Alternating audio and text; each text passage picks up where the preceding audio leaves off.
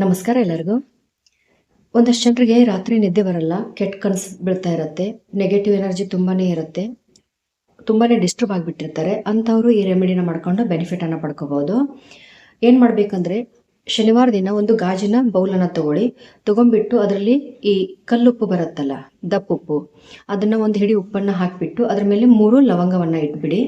ಇಟ್ಟು ನೀವು ಮಲಗಬೇಕಾದ್ರೆ ನಿಮ್ಮ ತಲೆ ಹತ್ರ ಆ ಬೌಲನ್ನು ಶನಿವಾರ ದಿನ ಸಂಕಲ್ಪದಿಂದ, ಕೆಟ್ಟ ಕನಸುಗಳು ಬೀಳಬಾರ್ದು, ನಿದ್ದೆ ಚೆನ್ನಾಗಿ ಬರಬೇಕು, ಮತ್ತು ನೆಗೆಟಿವ್ ಎನರ್ಜಿ ಇದ್ರೂ ಕೂಡ ಅದು ಕ್ಲಿಯರ್ ಆಗಲಿ ಅಂತ ತಿಳ್ಕೊಂಡು ಸಂಕಲ್ಪ ಮಾಡ್ಕೊಳ್ಳಿ.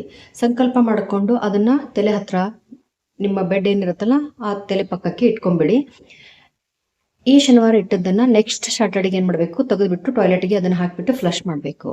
ಇದನ್ನು ಕಂಟಿನ್ಯೂಸ್ ಆಗಿ 8 ವೀಕ್ಸ್, 8 ಶನಿವಾರಗಳ ಕಾಲ ಹಾಗೆ ಕಂಟಿನ್ಯೂ ಮಾಡಿದ್ದೇ ಆದರೆ ಈ ನೆಗೆಟಿವ್ ಇಫೆಕ್ಟ್ ಹೋಗ್ಬಿಟ್ಟು ನಿಮಗೆ ನಿದ್ರೆ ಚೆನ್ನಾಗಿ ಬರುತ್ತೆ ಮತ್ತು ಹೆಲ್ತಲ್ಲಿ ಇಂಪ್ರೂವ್ಮೆಂಟ್ ಆಗುತ್ತೆ. ರೆಮಿಡಿನ ಮಾಡಿಕೊಂಡು ಬೆನಿಫಿಟನ್ನು ಪಡ್ಕೊಳ್ಳಿ ಅಂತ ಹೇಳ್ತೀನಿ. ಎಲ್ಲರಿಗೂ ಒಳ್ಳೆಯದಾಗಲಿ. ಧನ್ಯವಾದಗಳು.